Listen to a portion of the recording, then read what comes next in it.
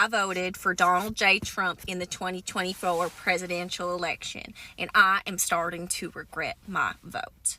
When I voted for Donald Trump, I was under the impression that we would be getting rid of the undesirable illegal aliens. Now I have no one to work on my farm. What am I supposed to do? Pay them a living wage? This isn't handout city. I'm not giving these people no handouts. There's stories all over the internet about farmers going bankrupt across the country. And I want you to know, I want to feel sorry for you. I'm struggling. I'm struggling to care at all.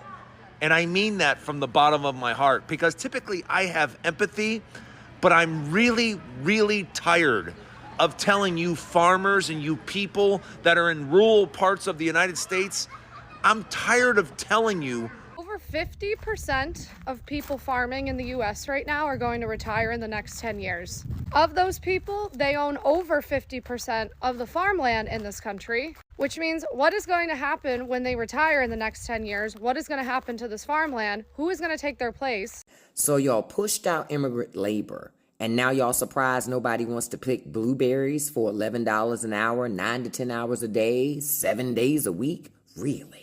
So let's get this straight. They're offering $11 an hour to work 9 to 10 hour days, 7 days a week, no days off, no benefits, and no protections. So immigrants weren't stealing American jobs. They were doing the jobs that most Americans can't or won't do. So now we got a labor shortage, and the same people who were whining about illegal immigration are now whining about food still is so expensive. Well, that's going to happen when you have a labor shortage. This is what happens when policy is led by fear instead of facts. Would you work 70 hours a week for $11 an hour to pick blueberries in a field?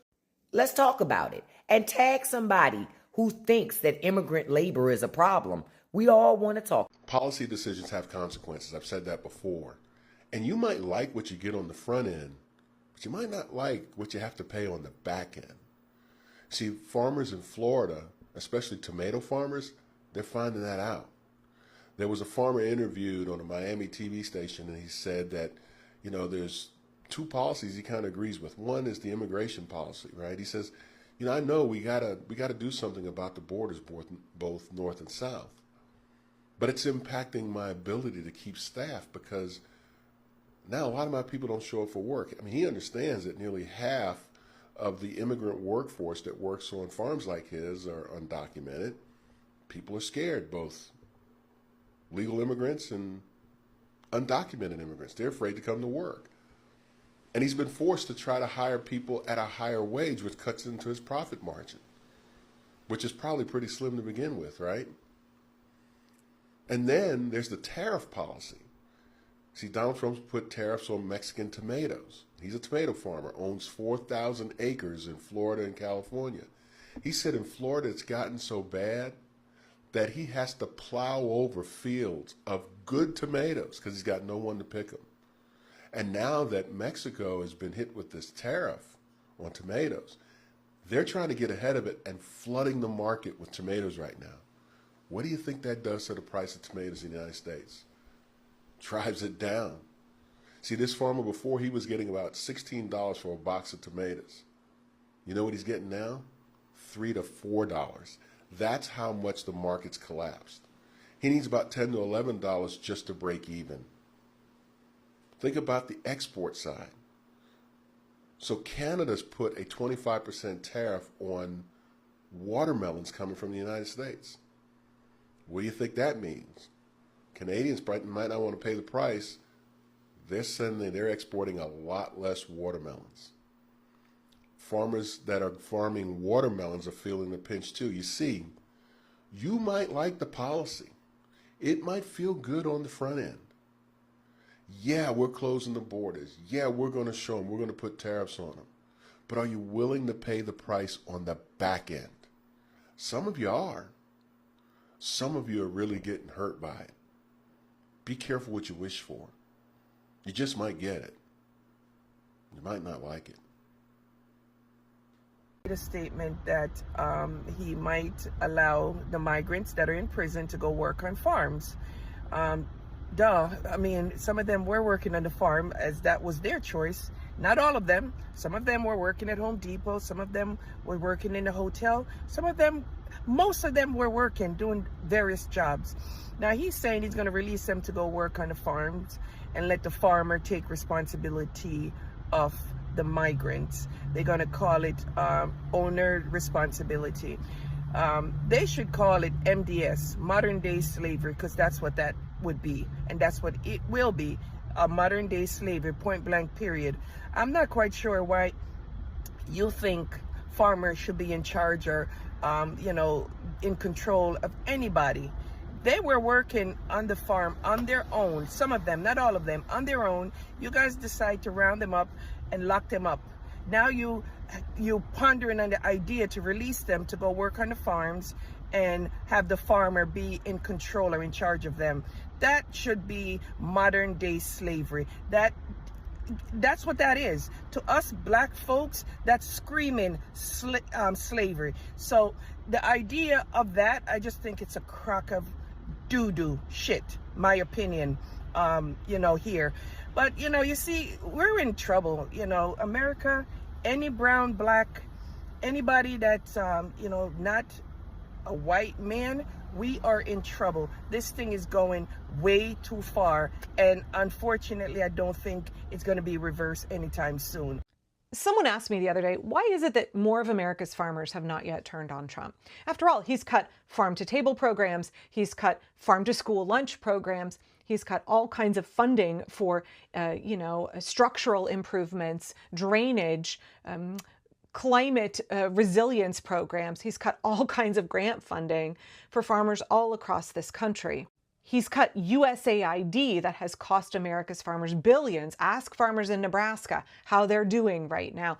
We are seeing silos full of corn and wheat and sorghum that go unsold. The government, United States government, had promised to buy these crops, and then they pulled the contracts because Elon Musk gutted USAID. And all of this food, not just grains, but also milk that is turned into powdered milk, that was meant to go and secure our interests abroad and feed hungry people, is now sitting unsold in the United States of America, and that is hurting our farmers.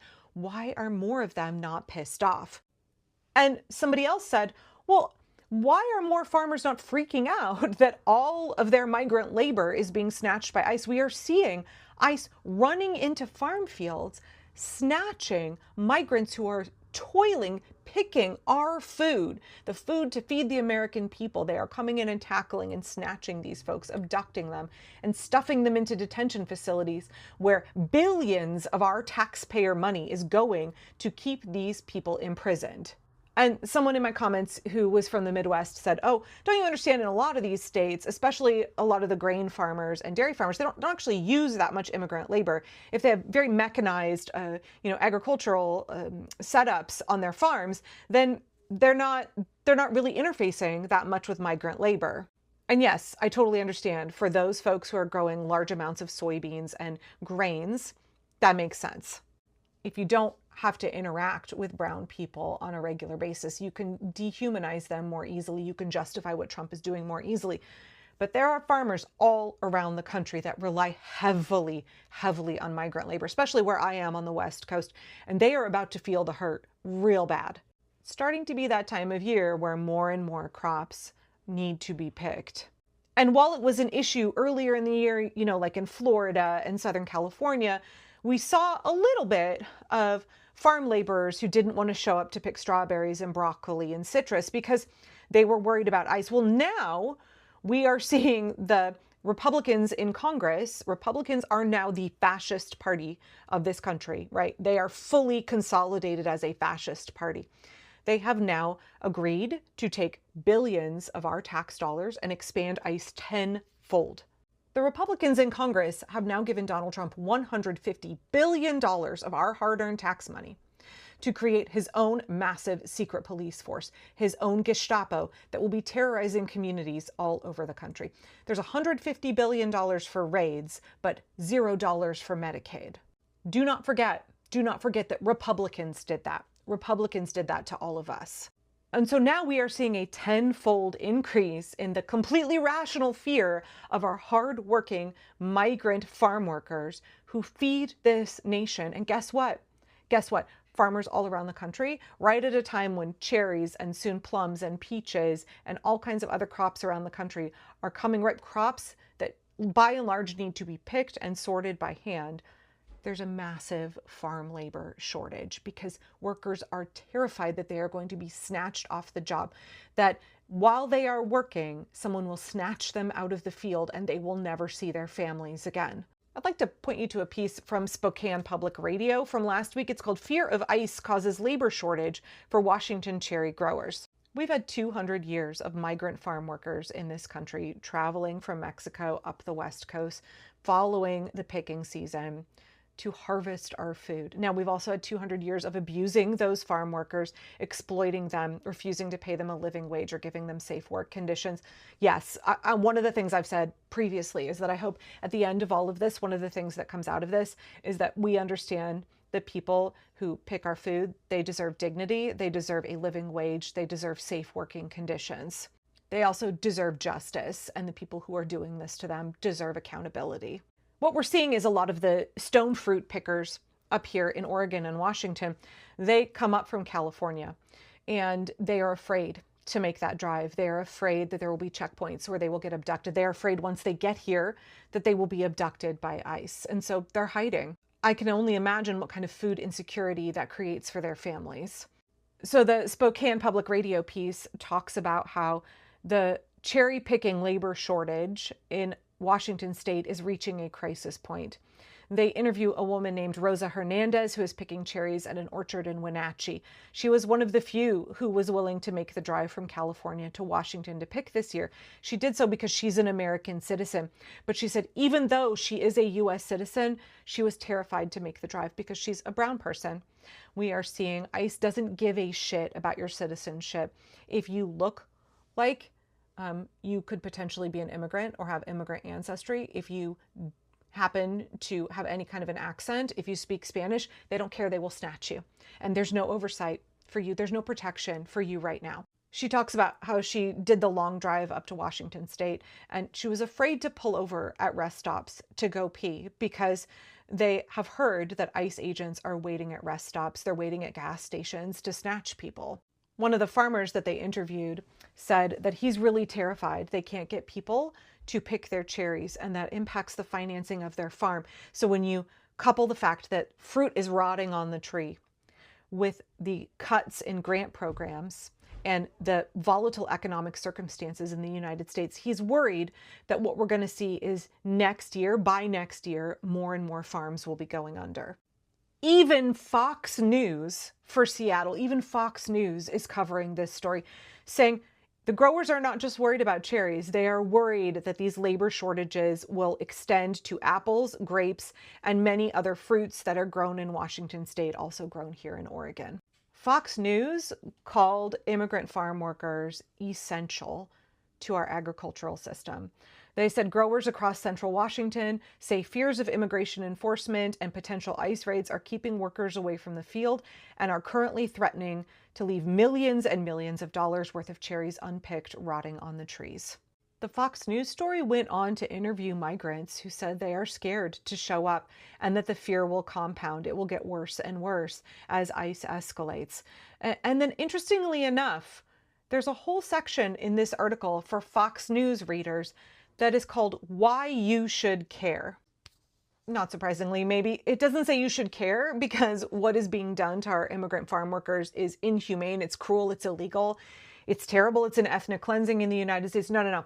Why you should care, Fox News reader, is because Washington state is the nation's top producer of sweet cherries.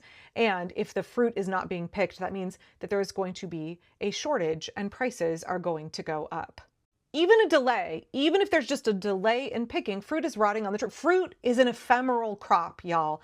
Fruit can't just sit there hanging out. You have to pick it when it's ripe. And so any delay, any shortage of labor for any period of time is immediately lost revenue. Now, this piece came out right before the big bloated budget bill got passed by Republicans in Congress. And, the Fox News take is hopefully lawmakers will consider the long-term economic impact of the agricultural labor force and even revisit immigration reform. I don't know how to make Republicans care about immigrants. I don't know how to make them have compassion and a conscience. I don't know how to make them be moved by the suffering that is being inflicted by our government right now. I don't know how to make them care about anything but their own pocket, their own personal suffering, their own negative experiences. And you could say at some point there's going to be such a severe shortage of labor on our farms that people are going to go hungry. It's going to impact the economy. And then folks will start to care. They will want things like immigration reform. I hope so.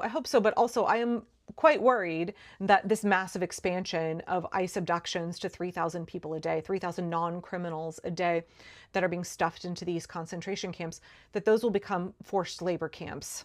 We've already seen Trump say that multiple times, that people in detention camps could be lent back to the farmers. But as of right now, it looks like there is going to be a shortage of all kinds of crops that are coming ripe over the next several weeks. It looks like there's going to be a shortage of what is available in the stores. There will be increased prices. Until we stop it, there will be increasing food shortages. Until we stop it, there will be increasing human rights violations. Until we stop it, there will be hundreds of billions of our tax dollars being used to inflict suffering, to fund the American Gestapo, not only terrorizing our country, but weakening our food supply and our entire nation. We have some serious news right now. Farm leaders across the country, but especially in California, are warning that mass deportations could potentially lead to crippling food supply issues in the U.S. food supply chain. This comes after about 100 farm workers were detained in mass raids in California at a farm that conveniently is owned by a person who voted for Donald Trump and a Trump supporter. Now, yesterday's raids were at cannabis farms, but ultimately they're not just targeting cannabis farms. They're targeting farms across California and across the country, leading farm workers to not appear at work. When farm workers don't appear, they don't have enough labor, the farms themselves to generate product. And when there's not enough product, then the food supply chain is impacted. People are forced to pay more in costs. People are forced to essentially pay, or there's more scarcity. This is serious, and it is happening right now. So spread the word so more people know, and follow along to stay up to date on all the news you need to know about. I'll have much more to come very soon. Usually used to be worked on every day in, day out. Ain't nobody working, not a soul. The Hispanic workforce is pretty much gone out here. Our workers, the Hispanics, they will be up there. They don't want this to get wet. All those houses are sold, getting wet more than they have to and getting destroyed by the humidity. Well, they pay for them already. This is not good. This is not good. I'm not seeing a lot of workers here. I'm not seeing a lot of movement going on here. This is not good. From a real estate standpoint, if you're already under contract for a property that's under construction, expect a lot of delays. And if you're looking for a new built property, expect prices to go up, because there is a ridiculous shift taking place right now in the workforce. And unfortunately, that check is going to be passed on to us, the consumers. This is so sad. There's stories all over the internet about farmers going bankrupt across the country. And I want you to know, I want to feel sorry for you. I'm struggling. I'm struggling to care at all. And I mean that from the bottom of my heart, because typically I have empathy, but I'm really, really tired of telling you farmers and you people that are in rural parts of the United States, I'm tired of telling you what your vote does to you. Yeah, I mean, you guys in the red states, you keep doing the same thing over and over again, and you're broke. You don't have any money. West Virginia, Louisiana, Mississippi, Arkansas, you get my point. You're broke. And yet you keep voting for the Republican Party that wants nothing to do with you. And farmers, guess what? You're included. But you keep voting red, and now you want me to feel sorry for you. I'm sorry. I just can't. Hey there, it's day 34 and this is Juju. And today I'd like to talk about farm workers. So here I'm in Watsonville on my way to Soledad Prison to do empathy in action. And you can see in the distance here, the farm workers hard at work here in the field. I guess I can't get that. But I just want to talk about the support, the way that the media and certain people in our government are talking about immigrants, and particularly from, Mexico, Hispanic, immigrants. And these are some of the most hard-working people. This is back-breaking work. I've gone to a farm workers tour. There's a wonderful nonprofit called Farm Workers Family, farm worker families, and I've gone on one of their farm workers tours and seen what it's like to have to try to pick strawberries, the conditions that they live in. Our immigration system is broken, absolutely, but we need to give this, because right now these people are working under slave conditions, always afraid to that they're, the threat of being undocumented in this country. And so this is the agricultural area, and everyone is like, if you want to try deporting people, who do you think is going to come out here and do this back-breaking work?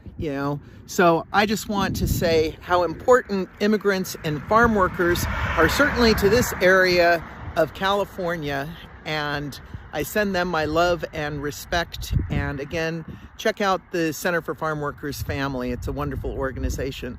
So this is Juju, unscripted, unedited, unfiltered, coming from the fields of Watsonville, and lead with love. So I just saw a video of a farmer in Florida who states that Donald Trump is the best president in his lifetime and that he supports Ron DeSantis 100%. But he's begging these migrant workers, these undocumented workers, to not leave because he's going bankrupt. All these farmers are going bankrupt. All these contractors are going bankrupt because everybody's left. Because this law that they just passed makes it illegal. Like if I'm working with someone who's undocumented and I'm giving them a ride home and get pulled over, I can get arrested. Not just can they get sent back, they can arrest me. And then the farmers are trying to say, oh, it's been misread and it's been lied to in the press and don't believe it. They're panicking big time. They have fucked around and they are in the find out stage. And I just think it is it's beautiful. It's delicious. It's just chef's kiss. Just seeing how this farmer panic and seeing him trying to talk to, he'd say something and then the interpreter would repeat it. And the things this guy was saying are not the kind of things that are going to keep undocumented workers here. There's plenty of work for them wherever they want to go. There are a lot of jobs that Americans don't want to do that undocumented workers can get. And there are a lot of places where they're appreciated instead of persecuted. So I just think it's hilarious that they're finding out now that there's going to be some serious consequences to this. And wait till you find out what tomatoes are going to cost in 6 months. RT Gargiulo has a huge tomato. Most of the tomatoes in the United States are grown in Southwest Florida. And they have a huge tomato operation there. And they don't have any workers. And it's going to be bad. There's literally strawberries and things like that rotting on the vine or on the plant. They can't get anyone to come and work. They got what's coming to them, and I just think it's beautiful. I hope it bankrupts them. I hope it bankrupts every goddamn one of them. Every single right-wing rich guy that supported all this hateful stuff, supported all this anti-trans stuff in this fight with Disney. I'm just loving this. And I'm loving, it's going to be great because in about 6 months, this is really going to hit. And that's just when Ron DeSantis is going to be really trying to hit the campaign trail. Enjoy your finding out, Ron. You're going to find out a lot. I voted for Donald J. Trump in the 2024 presidential election, and I am starting to regret my vote. When I voted for Donald Trump, I was under the impression that we would be getting rid of the undesirable illegal aliens. Now I have no one to work on my farm. What am I supposed to do? Pay them a living wage? This isn't handout city. I'm not giving these people no handouts. And how am I even supposed to do that anyway? I thought the plan was to tax the poors. Okay? I thought we were going to tax the poors. I make $25,000 a year. I'm not one of them. I'm not one of them poors. But why did my taxes raise? I thought us good folks were supposed to be getting tax cuts. That was what I thought. Plus, I'm white. Why did my taxes raise, and why do I have no one to work my farm? I do not understand this, and I know that this was not what Donald Trump meant to happen. I know that he doesn't want us good Trump supporter folks suffering, but we are. Donald Trump, please reverse this. I'm a white person. Excuse me, sir. Do you work here? Do you work here? What? Do you work here? I'm not working. I'm a missionary. You're a missionary. So I see you moving these pallets. Do you have a work permit, sir? Do you have a green card? What? I'm not working. Yeah. I'm a missionary. Sir? Sir? Oh. Sir?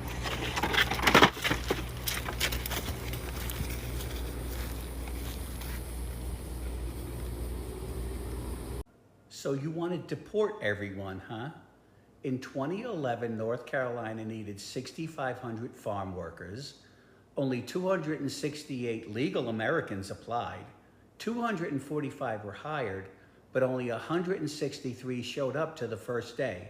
Worse, only 7 lasted till the end of the growing season. Migrant workers aren't taking your jobs. They're doing the jobs you would never do. And while they're doing that, they're paying taxes into Social Security, which they will never get back. And you want to deport them all. Have fun working on the farm. So this is a message to the MAGA farmers who are losing their farms because of the current administration. This is a message to the MAGA veterans and military who are watching their health care be destroyed and workers be fired and billions of dollars going from quality of life measures for troops to the border. This is a message for the MAGA poor who are watching their Medicare and their Medicaid and Social Security getting ready to get chopped. This is a message for all those people who thought things were going to get better. He doesn't fucking care about you. They don't care about you. The Republican Party doesn't care about you. They needed you for your votes. Some still do. The guy at the top, he doesn't need you anymore.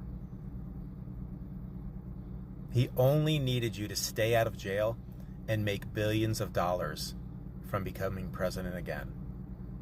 And all the Republican representatives and senators, they just needed you to vote for him so that they could help get that giant tax cut for the oligarchs who fund them. They have never, ever cared about you. There's a part of you deep down that may be starting to realize this, and I hope you do, because your life will get better. All of these people, if you're living in red states and all of the indicators of quality of life continue to fall, wages don't rise, education continues to fail, and you're led by Republican leadership, the GOP, and it has never gotten better, only worse, while the rich inside your state get more and more corrupt and wealthy. This might be your time to do something about it. I'm just saying, maybe it was all a lie. Maybe they never cared about you and they never will. Just think about that. This is a message to Donald Trump.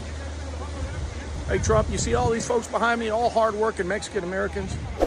I know we all look alike to you, but these folks were born and raised here and working hard to make our economy grow. And the migrants that sometimes come alongside and work with these folks, whether it's this industry or the meat packing or any other, they're here because they know how to work. You've never worked a day in your life, and you don't know what it takes to build this country. So you can take your work site raids that you and Tom Holman want to do and go shove them up your ass. Because at the end of the day, our economy is driven by people like this and by migrants and by so many others that simply want to come out here and come into this country and do well for themselves and their families.